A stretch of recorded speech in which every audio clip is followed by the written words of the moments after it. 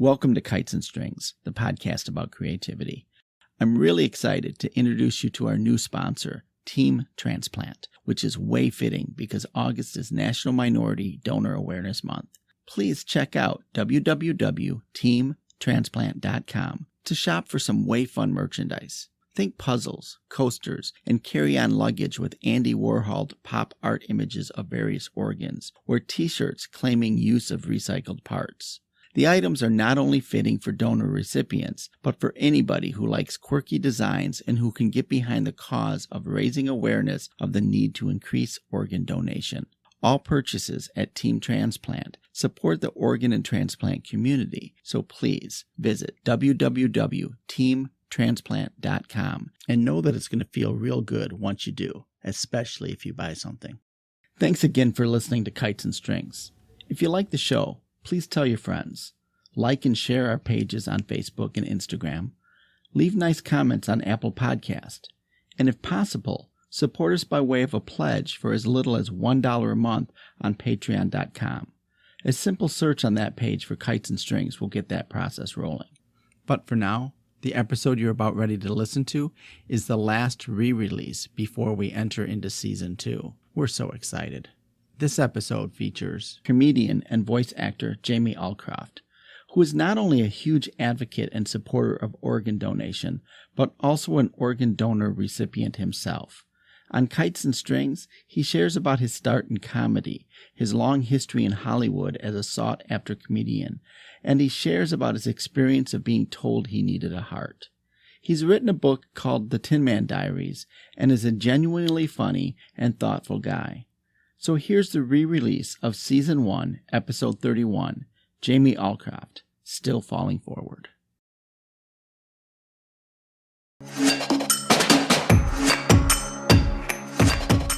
Welcome to Kites and Strings, the podcast about creativity.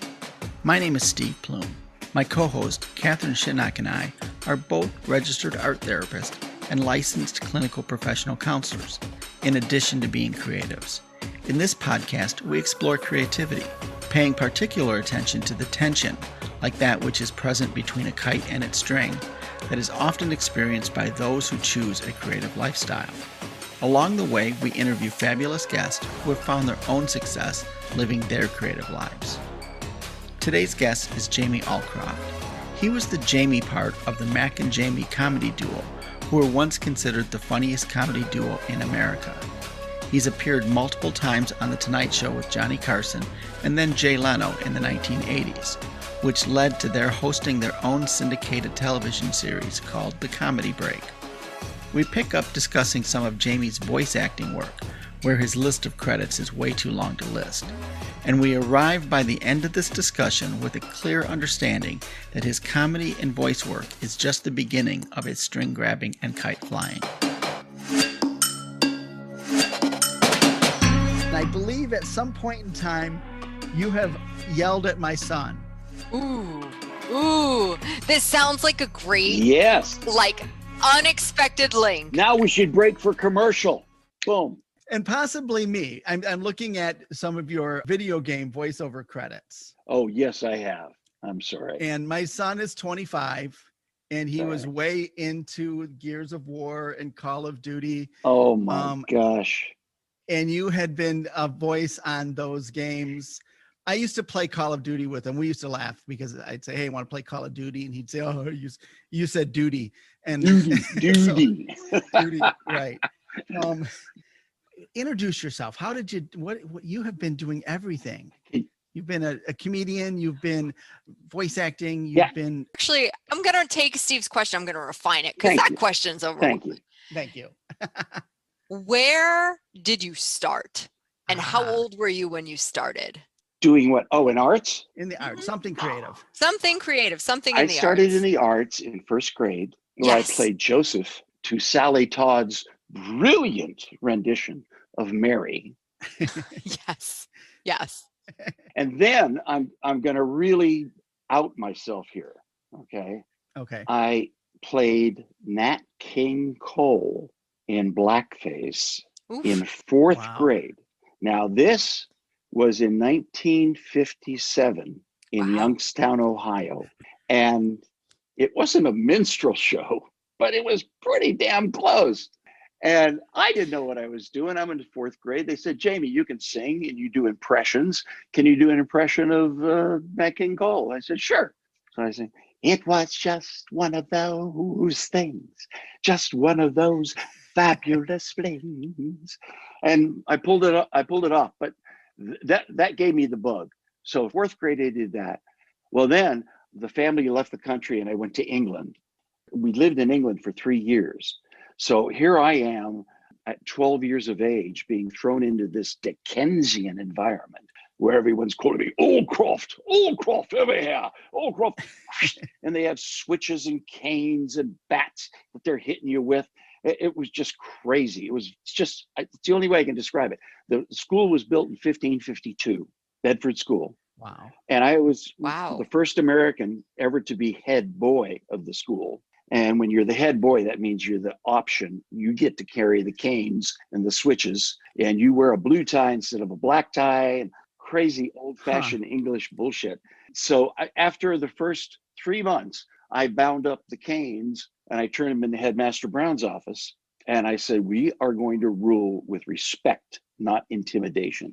And he said, oh, Croft, you'll be back for those canes within a fortnight. I guarantee that. Kind of guy kept a handkerchief stuffed up his sleeve. Yeah. And then I really started here in school in England being funny because I got beat up every day because I was the Yank. Okay. Are you the Yank? And I go, yeah, really happy to meet you. Boom, cold cocked me. So because it was 15 years after the war, and you don't realize those time frames. A lot of those kids had heard stories from their parents about the bloody Yanks, and we didn't want them here, and they stole our women. But I hope this doesn't broadcast in England, does it? Yeah, well, maybe. Then I started doing impressions of the teachers, and I started making the guys laugh. Then it was okay. That worked. I got. So you're the comedian who rose out of being bullied. I believe so. I think that's where my creativity came from. I always, loved to draw and write stories and essays. Then when I got out of college, my mom and dad wanted me to get a job, a real job. A real job. I've been this real hippie for about 3 years at this point. They didn't want to come down and see me because they didn't like my lifestyle. Was that in Ohio still? Yes, Ohio University in Athens, Ohio. Okay. Yeah. Okay. And I was an anti-war activist and did all that stuff and fought hard and got gassed and got jailed and got clubbed. It was against a war where my friends were getting shot at. So, I can't say that, poor beautiful me. Using comedy for survival in one's formative years is certainly a good backdrop. But now we're going to hear about Jamie's pursuits as a young adult. We'll learn just how horrible a sense of direction he has, and that he has a way cool side hustle with silver. We'll include it in our episode notes, but check out www.silverbymajamie.com to get a glimmer at his work.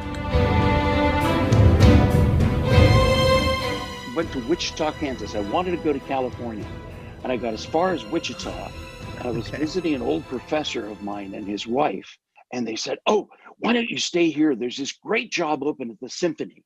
And here I am with hair down all around my shoulders and a beard. Love it. I applied, and I got the damn job, and it was doing public relations for a symphony. So I tried it, and 2 years working in an office, I said, forget it. No, I can't do this. And so at 23, I bought a truck with my girlfriend, and we drove to Colorado, stayed at her sister's horse ranch. And that's where I became apprentice to a silversmith. That's where I learned my silversmithing skills. And that took me to Aspen and then to Key West. So you learn how to silversmith in Colorado, and then you go to Key West. And this is all on the path to California. I love it, of course. Yeah, of course. Kansas, Colorado, Key West. Directionally challenged. The actress Jill St. John and the actress Valerie Perrine liked my work. They helped me out in Aspen. So then a guy got wind of me and he said, hey, I got a store in Key West. You want to go down there and open a store? I said, sure. And he made me a very good offer. I had a store in Key West for 5 years. It was a silversmithing store, and I made jewelry. Okay. Yeah. Cool. And then I was bored. Making jewelry was fun. I just got bored, and I went up to the radio station one day, and I said, I listen to your music all the time, and I love it, but your commercials are terrible. And I do voices. I could do Sean Connery. We could promote some business with Sean Connery. Or I could do George Burns. How about George? Maybe he can sell something for you. So they said, sure, let's do it. So I got a job on the radio station. They hired me that day as the morning man. Wow. Wait, they paid you to go and do commercials? There was no ad out. You were like, dudes, your commercials are crap. Right. I can do it better. And they're like, okay, and we'll pay you. And I was the production manager. What? I love it. I made all the commercials, and I was the morning man. So I got up at 5 o'clock every morning, went down to the radio station, picked up my music, went on the air at 6 o'clock. 10 o'clock, I got off the air. I made my commercials. I went and had lunch. Then I went to the beach for the afternoon, did some windsurfing, played some volleyball. And then I went into the store around 5:30, 6 o'clock at night, picked up the orders that I had. For the silver. And I worked at night making orders, doing silversmithing. What happened to the other morning man? Oh, he had just been let go. Okay. When I went in that day. Shut up. That day. Wait a minute. So you didn't get him fired. He would happen to be fired on the exact same day that you show up and say, hey. Yeah. He said, we just made this guy a program director, and the morning man's gone and the station's in chaos. If you want to help us, great. I'll pay you. I'll hire you. So they hired me, and the store kind of disappeared. And then I was the morning guy, and I made jewelry at home on the side. And I got a note one day when I got off the air, and it said, you must be one of the funniest men in Key West. I'm the other one. And it was from a guy named Mack. And so I went over to his house on White Street, and we sat up on his porch, and we talked about our ambitions. And he had an ambition to do a live comedy show, and I had an ambition to do a TV show called Key West Manana. And I had produced 2 episodes at that point. They were on the local cable station. But we started writing shows together, and we called them Vital Signs, and they became a huge hit on the island. And then we started going up to Fort Lauderdale every weekend to do comedy, and they were bringing down comics from New York, like Paul Reiser and Jerry Seinfeld and Carol Leifer, all of them. And they said to us, oh, you guys should go to New York. You'd kill up there, because we had formed our act in a vacuum. We weren't like any other comedy team that had ever come along. We went to New York. We got an agent. I got offered Saturday Night Live, and I turned it down. Why? Whoa. Come on, hold on, Jamie. I hear because I believed in the team. What do you mean the team? You and Mack, yeah. You and Max. Mack and I Okay. formed a comedy team, and we went to New York as Mack and Jamie. Gotcha. We were really hot for the first 6 months there, and William Morris signed us up, and everybody wanted to manage us. And within about, I guess it was 8 months, we were in New York, and we got a job at Granny's Dinner Theater in Dallas, Texas. So we drove from New York to Dallas, Texas, and we made enough money at Granny's Dinner Theater. We were there for 3 weeks. We opened for the Platters, we opened for Ray Price, and we opened for a Jim Bailey, who was a cross-dresser. And we had enough money at that point then to get to LA. When we got to LA, a guy who wanted to manage us, who was Pat Benatar's manager, set us up in an apartment in LA that was Pat Benatar's apartment. Wow. But she wasn't there, which was a shame. Whoa. So I'm thinking of this trip this path that you made going through this. Yeah. I'm going to back up for just a second. What was your degree in? Radio and television. Okay, so it was in the field. Oh, So it wasn't like you teased your parents with some business degree and then went into. No. Okay. Oh, no. Oh my God, I could have never done that. all right. So now we got the foreshadowing for the balls of I'm going to go in and tell this radio station how much they suck. You're like, because I actually know something here. It's not like you majored in horticulture. Yeah, exactly. Right. But now, did your parents at some point in time, did they buy in and come visit you despite the length of your hair? Yes, they did. They became very understanding and very accepting, because my sisters moved down to Key West and they got jobs down there. So all 3 of us were there, And they came down, and it just, they were a very loving couple. But I tell you what, my dad, when I told him that I quit my job to become a comedian, that was a conversation. He's, what the hell are you doing? You know, but then the first time we did the Tonight Show, everything was okay. Yeah. Everything was forgiven. That was your dad's bar for like, okay, I can accept you are a comedian who can make money because you did the Tonight Show. Yeah. Well, that was everybody's bar in those days. When Johnny Carson was the host of the Tonight Show, that was the bar for any comedian. If you had the Tonight Show in your credits, you got booked. Yeah. Wow. Absolutely. Because it was so hard to get on the Tonight Show. Because at that point, there wasn't the billion options. So, Jamie, what did you have to do to get on the Tonight Show? Oh, well, there's a club called the Improv in LA, and there's a club called the Comedy Store in LA. Yep. And but in those days, it was only those two clubs. A guy named Jim McCauley would see you at either the Comedy Store or the Improv and say to himself, Johnny would like that. Jim's job was to make Johnny happy. Now, Johnny didn't like comedy teams. He had never had the Smothers Brothers or anybody on the show. Interesting. I didn't know that. So it was a real challenge for us to get on the show. And when we did, it was a big hit. It was great. That was one of the most exciting moments of my life, standing behind that gold curtain and hearing him say your name. The gold curtain opens. I bet. Just went out there and did your job. Oh, I just got chills talking. I love it. But so what I hear is you get chosen to be on Johnny Carson. You don't ask to be on Johnny Carson. Well, your agent can pitch you, or your manager can pitch you. Yeah, absolutely. But, you know, there's somebody in town I want you to go see, and then Jim McCauley would go see them. Or then it became, I think, Jimmy Brogan with Jay Leno, because we did Jay once. It's amazing to see all these people that I came up with. I never got really famous, but to see all these people that I just hang with, Jim Carrey and Jerry Seinfeld and Paul Reiser and all these, and Jay Leno. And because they're all in that network. Like you mentioned, there's these clubs. Then that's where the scouts from the Tonight Show would go, because they knew that was where some up and comers were at. You're right, Steve. And I would imagine getting into those clubs was a process in of itself, because it was recognized. Absolutely. There was probably Tuesday night 5-minute slot, and if you did okay there, is that how that worked? Well, when we got to LA, we had a reputation, but in New York, the Catch a Rising Star was a huge club in New York in the 70s and the 80s. Huge. All the comics, that was the club to be seen at. For some reason, Catch became the place where the stars went to see comedy and so forth. And the only way you could get on stage at Catch was for the MC of the night to choose you. So the MC one night would be David Spade, and David would put together his show. Another night it would be Bill Maher, and Bill Maher would put together his show. Well, Bill heard we were funny, so we were in Catch just hanging out at the bar one night, and he came up. I'm going to guess that's how they made money, right? They all these comics waiting to get in.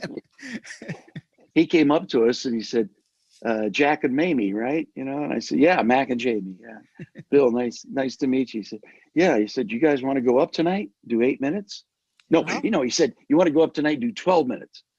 And we said, yeah, sure. Absolutely. Of course. He said, okay, I'll put you up after Jerry. Great. So we knew we were in the show that night. And that was the way you got on. And we got on. And once we got up on stage, we had a standing ovation that night.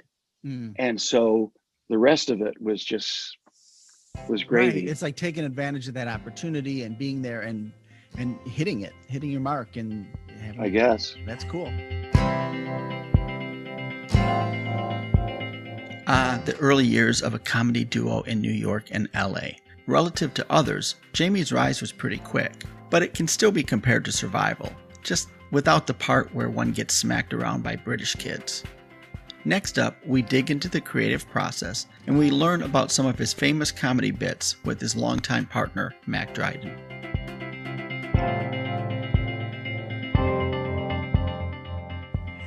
So some of it is pursuing opportunity, some of it is taking advantage of it. But I've got a question that digs back a little bit more. Dig it. How do you write comedy? What inspires you? Like, how do you make a joke? How do you write a joke? I have no idea. Not a comedian. You can't teach anybody to be funny, I don't think. There's just people who are funny. But exaggeration is really important. And committal, you exaggerate, you commit, and you got something. Look at Robin Williams. Mm-hmm. He exaggerated. He came, Mr. Happy said, I got to go over here. It's another planet. It's opening up. Yeah. But he committed to it. Now, how do you write comedy? You come up with an idea that's just kind of outlandish. Here's an example. I said to my partner, you play guitar beautifully. Why don't you play Desperado on stage tonight? And I'm going to try to stop you. And he said, okay. So I had this idea in my head. And we had an audience.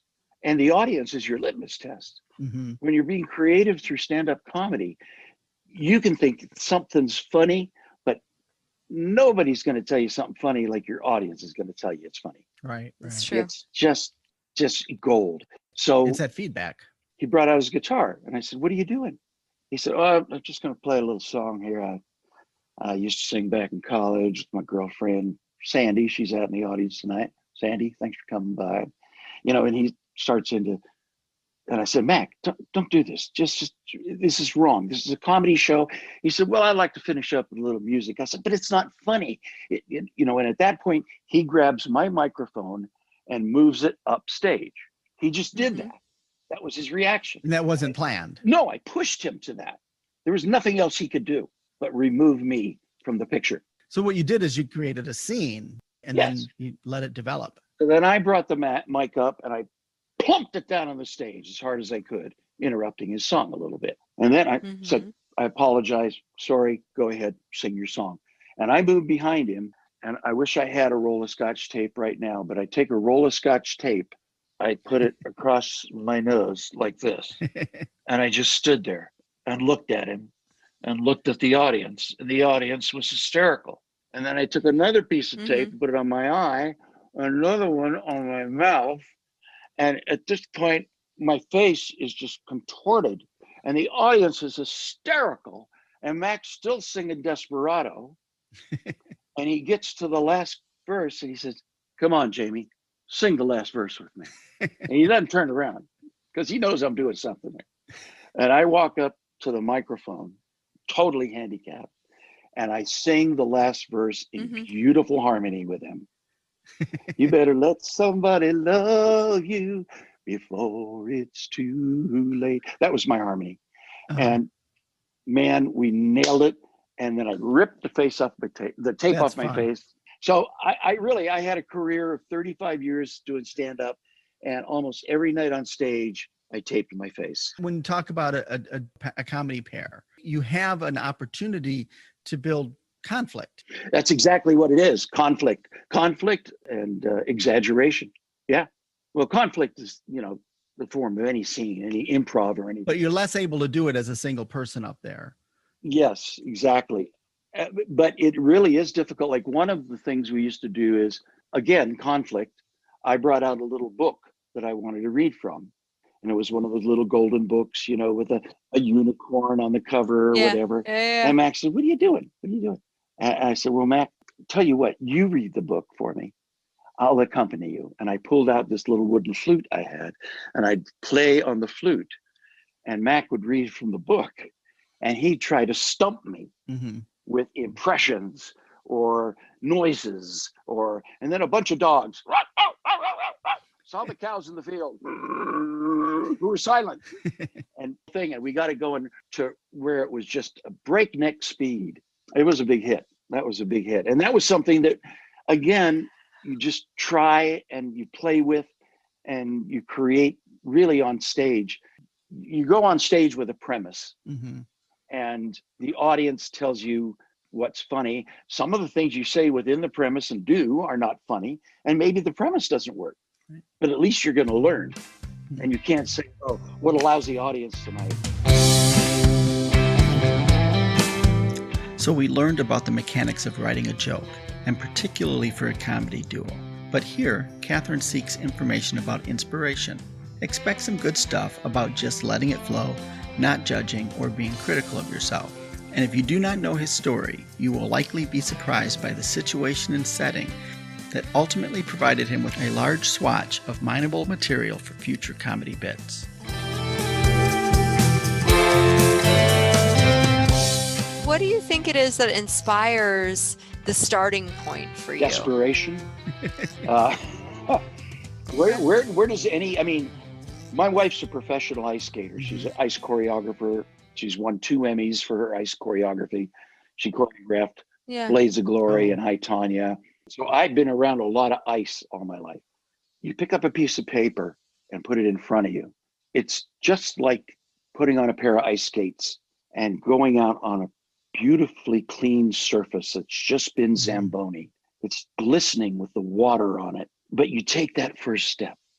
And you may not know what you're going to do when you get out on the ice, but you've got to just start writing down ideas. What you think about, I'll take a page and I'll write down 40 ideas on a page, and then I'll pick it up a couple of days later, and there's probably only 2 good ideas. You just let it flow and you don't judge it as it's coming out. You let whatever's in there fall out of your brain, and then you give it its own gestation period, and you come back and look at it again and see what's developed for you. I judge it later. I have control over the things that I write down. I don't have control over how I'm going to perceive those things 2 or 3 days down the road. Interesting. When I revisit them, the way I wrote my book, The Tin Man Diaries, was because I was working cruise ships with Mack. We were clean comedians. We were a comedy duo that was clean. So cruise ships were perfect for us. Yeah. And they paid a lot of money in those days. My wife was doing the ice shows on the cruise ships. So that was kind of fun.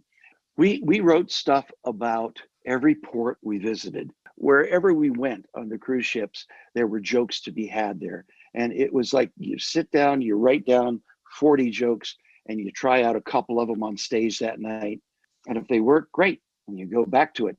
But what I was saying was, between shows is the hardest part of being a comedian, because you do an 8:30 show and you do a half an hour before the opening act, or before the headliner, that is, on a cruise ship. Well, actually, we headlined on the cruise ship, so we would do an hour, hour and a half sometimes. Wow. Then between shows, what are you going to do? Well, you're going to go to the bar and have everybody tell you how funny you were, and everybody buys you drinks. And then you're too drunk for the second show. Or you're going to go up to your room and watch HBO, or you're going to do what I did. And what I did was I made a list of everything that happened to me in my life that I could remember. I wrote down all these little remembrances, and I wrote down so many of them. And then every night I'd go back to my room between shows, and I'd have an hour and a half to write. And I'd pick something that I wanted to write about. Interesting. That tickled me, that interested me at that point. Yeah. So, Jamie, you have to appreciate your art first. You have to indulge yourself in it, is what I'm hearing. You're going to look at this list of all these things that happen in your life, and you're finding the one that's interesting to you, not the one that you think other people might be interested in, not the one your agent says is a good thing to write about. You're really letting yourself guide this. You're your first audience. Yeah, I would hope that I'd be my best audience. I'm not yet, but that's coming along. I just edited a book about Key West in the 70s. That was fun. It's called Home at the End of the World. I tell you what, Catherine, you bring up a really good point. And I think where all of this comes from for me is that I've always tried to not get stressed out or concerned about something I can't control. If I can control it, then I'll take action. I'll worry about it. There'll be anguish. I might lie awake at night because I have control over something and I'm not doing the right thing to get control over it. But then when there's something I have no control over, I let it go. It's like when the doctor told me that my heart had gone from a 20% function to 7% function, and I needed a heart transplant. I felt all of the control just drain out of my body. It was this incredible feeling. I looked down at my feet, expected to see a puddle. Yeah. Honest to God, because for me to be alive, for me to live, I had to just hand myself over to them. Was that the turning point for you, Jamie? Like before, were you someone who would try and control things more, and then that experience really humbled you? Or were you always able to let go of control in certain areas, and then that was the ultimate test? That was the ultimate test. I was always be able to let go. And that's what I always taught my children. I tried to impart to them that was a really important part of a stress-free life. To not have to control everything. Yeah, you can't. So then I guess I'm getting deep tonight. I don't know. I'm drinking tea. I'm getting deep. It's crazy. Yeah. How do you manage fear then? If you let go of control, what do you do to like wrangle fear? That has to be terrifying to have a doctor tell you, you need you mean you're going to take out this heart and you're going to give me a whole new heart? Right. Mortified. So how do you manage fear? Where does fear show up in that? In comedy. Tell me more. Not a comedian. I was laying on the gurney and I was just looking up. It was like one of those ER episodes or something. You see the lights flashing above your head, the fluorescent lights, and all you can feel is doctors and nurses around you, and you're laying there. I thought, if I don't get a good 20 minutes out of this, I am worthless. What have I been doing with my life if I can't get at least a good 20 minutes out of this? And I've gotten up on stage and I've talked about my heart transplant, and people laugh. I mean, it's a good 20 minutes. Consistently mining for material. You're always writing. One of the lines I came up with was, whoever said laughter's the best medicine has never had a morphine hit.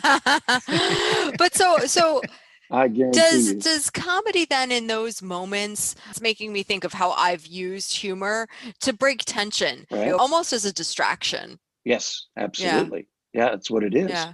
It is. Well, think about it. It's a distraction for an audience. People pay good money, or they used to go into a comedy club and sit there with 500 other people and laugh their asses off for 2 hours. Yeah. That's what they wanted. That's exactly, it's diversion.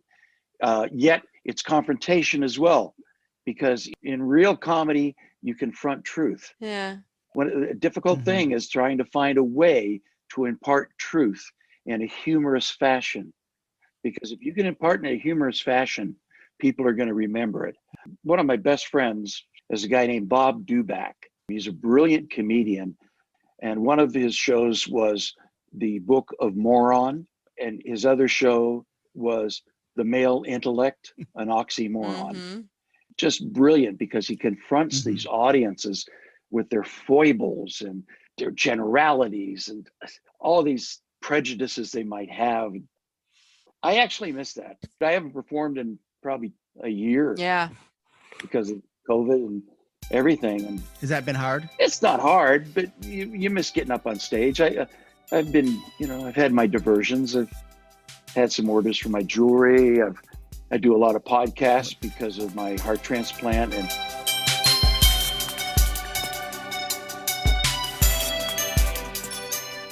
here, Jamie reminded me of a couple past guests. The first is Jen Reno, a New York City comedian who, as a trans woman, uses humor to really challenge audiences to face their biases and hang-ups. The other is Nashville singer-songwriter Tommy Womack, who borrowed Mary Poppins' line, "A little bit of sugar helps the medicine go down," as he discussed using humor in his lyrics, and in his statements about challenging folks in the South with his politically charged work, as he describes himself as truth for people who don't take newspapers. Moving forward, we're going to explore the ultimate creativity.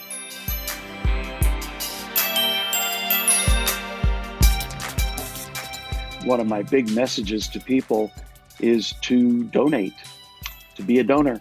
You don't have to donate right now, because that's going to be painful and difficult, but fill out your donor card and be a donor, because a donor saved my life.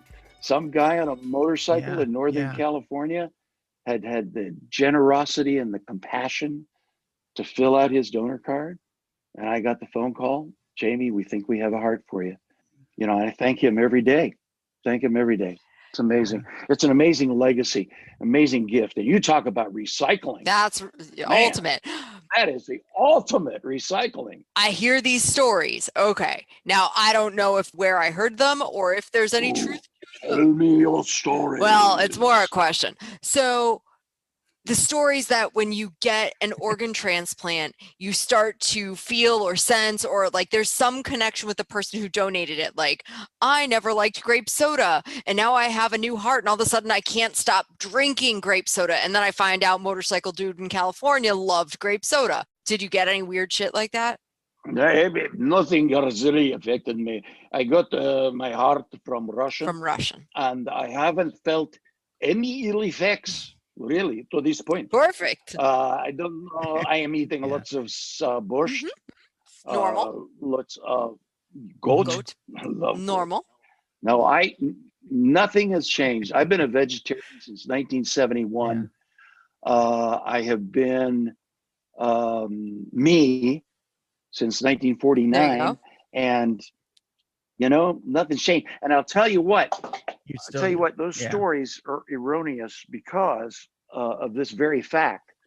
They disconnected every nerve. They disconnect every nerve. Your vagus nerve, and there's 3 other nerves. I don't know their names. It's probably Reno and Tahoe, but they disconnect your vagus nerve, and there's no neural connection. Interesting. But nobody's told me I'm different, and I don't feel different. Yeah. People can make that stuff up, and it makes everything more interesting. The fact is that when you die, you can save 8 people's lives. And people want to do something with their lives. They want to leave a legacy. They want to be remembered. That's the way to be remembered. Be a hero. Be a donor. I've met a lot of donor families since this, and I've met donor families that have met people who have their loved ones' eyes, because you can give eyesight to the blind. They love old skin because it's more stretchy for the burn victims. It's amazing that we can do that. It's amazing that I've got somebody else's heart beating in my chest right now. It's crazy. Oh, it is. You talk about creativity. That is ultimate creativity. I had a friend that also had a heart transplant. And I got from her the same utter appreciation for life, and appreciation for other people doing that. And she was the one that kind of pointed me in the direction of this. And I've done some reading on it since. Here in the United States, organ donor is you have to opt in. Right. Whereas in other countries, you have to opt out. And as such, we have so few donors compared to other countries. They don't do it. The statistics are this. We have 52% of people in the United States who are donors. 85% of people in the United States recycle. So I don't know why all those people who are recycling don't sign their donor card. There's nothing to fear. You're not going to know it's happening. I just don't understand why everybody's not a donor. I don't understand it. It's interesting because I think about how American society is so individualistic. I am my own very, very, very special snowflake. Nobody can ever be like me, and it's all about me and always me. And so, like the idea that in America you would have to opt in makes perfect sense to me because we are so individualistic as opposed to other societies that do have more of a collective acknowledgement and appreciation for our people. Oh, I told you guys I'm too serious tonight. COVID has shown us this, right? Yeah, like I'm not wearing a mask. You can't tell me what to do. Well, like, fuck you, dude. You're like getting people sick. Yeah. So I do think there's a part of it that is very much rooted in this individualism of American culture. And it's unfortunate because, nobody's going to take my eyes. Nobody's going to take my heart. That kind of attitude. Hopefully it's something we'll work through. I try to believe that we're in the midst of an ongoing social evolution. Yes. Within this social evolution, we do have setbacks. It was like anything. It's like when a movement starts, it's always very radical and very overfed by the media. Yeah. Then it kind of burns and crashes for some reason. And then the grassroots of that movement pick up and keep it going. It happened with ecology. It happened with Earth Day. It happened with the women's movement. At first, it was really radical. It was really offensive. And then people started, okay, well, let's understand what's going on here. And when we try to do that, It's a social evolution that I just love. Way important stuff, so sign your cards. And get set to hear about a really fascinating favorite book that seems to parallel Jamie's lives, and how he really wants to see it become something in the way of a television series. Catherine will also provide a pretty astute assessment of a driving force within Jamie. So now you're also writing as well. I heard you reference that you're in the midst of, or you're doing another book. I'm writing a screenplay now, adapted from a book that I've been in love with for years. Right now, the rights to the book are very amorphous, but it's one of those things where I don't care. I don't care whether my script ever makes it to the screen. I just want to remind people that this book is out there, and it's a script that needs to be seen. It's a movie. It's a Netflix series. The way I'm writing it is that a Netflix series that needs to be made. And I'm going to take it. My daughter has a production company, so I'm going to take it and pitch it to her. What is this book, Jamie? It's called Replay by a guy named Ken. Okay. Ken Grimwood? Grimwood. Thank you. Boy, you're fast. Ken Grimwood. Replay by Ken Grimwood. Tell me a little bit about what Replay is about and why it spoke to you so much. It spoke to me because I had a heart attack on an airplane at 30,000 feet. Holy shit. It was called the Widowmaker. That's what did the initial damage to my heart. That was in 2005. Okay. And I thought I was dead. I was told I was probably going to die. Is your family here? They were doing all that stuff. And I lived. I lived for the next 12 years with a pacemaker and 20% of my heart. And then my heart went down to 7% one day in July, and I got a new heart. So I feel like I've been born and reborn again. This book, Replay, is about a guy at 43 years of age who dies from a heart attack. Then he takes you into death. And what death becomes for him is he's back in his dorm room in Emory College in 1963. He can remember everything that happened to him in his previous life. And he starts investing in RCA and Sony. He knows everything that's going to happen. And he lives his life real high on the hog. And he buys all this medical equipment when he's 43. He tries to prevent his death, but he can't. He dies again. This time he comes back. He's in the back seat of his buddy's Chevy Malibu with his girlfriend, and they're making out. And so it's a little shorter. Now he's a senior at college. Before he was a freshman. And then he keeps having lifetimes, and he lives them all very differently, and has some really exciting adventures. And all his lifetimes, they all get shorter and shorter and shorter. So each lifetime has to count more and more and more. Interesting. It's really interesting to me because in each lifetime, he learns lessons that he then takes on to the next lifetime. Yeah. And don't we all kind of secretly think, well, in my next lifetime, I'll get this right. Sounds like through this book, the character really evolves. Yes. And then he meets another replayer, a woman. So they hook up and they fall in love. And then their lifetimes together become shorter and shorter and shorter. And so it evolves into a love story. Wow. Yeah. Yeah. It sounds like that could develop and do a whole lot of things within the series kind of format. I think so. The thing that I really hear in that, Jamie, is that first off, it sounds like a really fabulous story, but there was something about it that resonated with you personally, where regardless of whether your script becomes anything, you have to write it for you. And that's what I've like picked up from you through all of the different things that you have done, whether it's silversmithing, comedy, like I'm an egotist. Well, I mean, it's all for me. It is all for you. But I said to someone we interviewed who like talked about one of her paintings and was kind of like, oh, that sounds arrogant to say I like my painting. And I'm like, hold up. No, you really need to like the things that you make. You need to make them. And Steve, I love the way you said it. You're your first audience. And if you don't feel good about it and you're not making it for you, it's going to lose some authenticity. That's my personal judgment. That's not a judgment. It's an opinion. It's a good opinion. I really appreciate that about you, Jamie. Jamie. You make for you. Oh, thank you. Especially in comedy, the audience is a key part of it, but the initial driving force is what speaks to you. I think my mission on stage very often was for the audience to keep up with me. Yeah. I want, come on along.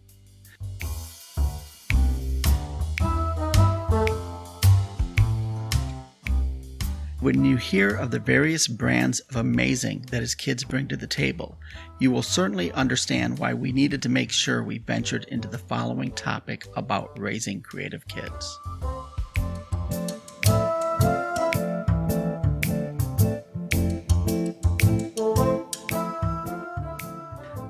It sounds like you have a creative group of kids. Yeah, I do. My son designs video games. My other daughter is Haley Kiyoko. She's a pop singer. Mm-hmm. She got her first gold record 3 weeks ago. And her video, Girls Like Girls, has now reached, I think, 130 million views. Something crazy like that. So check it out. But she's a director. She directs her own videos. And Brian Grazer, who owns Imagine with Ron Howard, called her and said, I love the way you direct. Will you direct a film for Imagine? Crazy creative. And she's really grounded. She's really grounded in what she does. She has a vision. And I love that about her. She got that from her mom, being around all those ice rinks all those years. And then my other daughter, Elise, is a beautiful painter. She can sit down and paint your portrait in 2 hours, and a beautiful singer. But her goal in life was to be a mother. So she has a 20-month-old baby girl now, is my granddaughter, and she does payroll at Nickelodeon. She loves it. She's the only one in our family with a regular job. Hey, there's always got to be that one. Yeah. And usually I shouldn't say usually because there's a mix, but a lot of times what I hear is the one who is the creative one is the outsider. What I usually hear is every family's got a lawyer. We don't have a lawyer. There you go. You don't have a lawyer. You don't have a lawyer. Yeah. So how do you think your kids got to that place? What did you do? What's your magic? What's the secret sauce that you applied to help them all be creative? Being a child with them. Yeah. When I was their parent, I wanted to be right in there with them. I wanted to be a child with them. I wanted to be riding those ponies, and I wanted to be skiing. We took them skiing a lot, and go to the Rose Garden down at the Natural History Museum. Creatively, they knew their dad was a stand-up comedian, a performer, and they saw me on TV commercials sometimes. And Scott Hamilton would hang out at our house, and Dorothy Hamill would come over, and all these skaters, and Michelle Kwan and Kevin Nealon, and then they'd see Kevin on TV. So they were steeped in that world. They figured that was the way you made a living on TV, or in a performance genre. And I never dissuaded them from that, but I never pushed them. It was always their choice, because I always wanted the passion to be there for them. Yeah. You can't push a kid into doing something they don't want. They've got to have that passion. I think that's the key, Jamie. I think so. For any parent about anything, let your kid find their passion. Don't try and give them your passion. Never. And if their passion is, lawyering, go be a lawyer. If their passion is, ice skating, go be an ice skater. Really respecting your child as an individual. Yeah. And they were around performers all their life. Yeah. To your question, Steve, we would go and hang out in Lakeland, Florida, while Sarah choreographed ice capades, and we'd be there for 4 weeks, and the kids would just hang out in the ice rink with all these performers, and they'd be singing and dancing, and and they never hung out in comedy clubs. They were steeped in it. It was the family business. Yeah, well, kind of. Yeah, they were backstage with Mickey, and they were backstage with the California Grapes. Heard it through the grapevine. Yep. Jamie, it has been an absolute delight chatting with you. Oh, it has been with you. Any parting words for us? What's coming up? Anything? And just wisdom, please. A little bit of wisdom. I'd have to read the quote that I love so much. Never doubt that a small group of thoughtful, committed citizens can change the world. Indeed, it's the only thing that ever has. And that's from Margaret Mead. You know, other than that, falling on your face is still moving forward has always been a really good motto for me. I love it. I love it. All right. I just love meeting you two. Thank you very, very much. It was a great joy. Oh, anyways. How nice. How nice. So, that's Jamie, great. Thank you so much. It was great having you. A lot of fun. Stay in touch. Okay, we'll do. You take care. All right. Bye-bye. Thank you, Jamie. Bye-bye.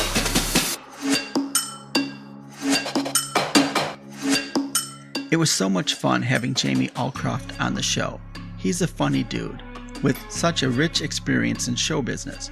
But what certainly shows through is his total appreciation for life. I love that he's taken up the charge of educating and persuading people to sign their donor cards, which, as he mentions, is the ultimate gift and form of creativity. We will put his links up on the episode description, so be sure to visit. Also remember that the Kites and Strings website is www.kitesandstrings.com, and talk about us with your friends, and rate us wherever you podcast, because it really does help. Also, drop an idea or comment or whatever via email at kitesandstringspodcast@gmail.com. You can also find us on Facebook, Instagram, Twitter, and now we're on YouTube. The Kites and Strings theme music is by Harrison Amir. Other original music is by Purple Planet Music at purpleplanet.com. Today's episode was produced and edited by me, Steve Plume, at Turning Stones Counseling, Inc. Be safe.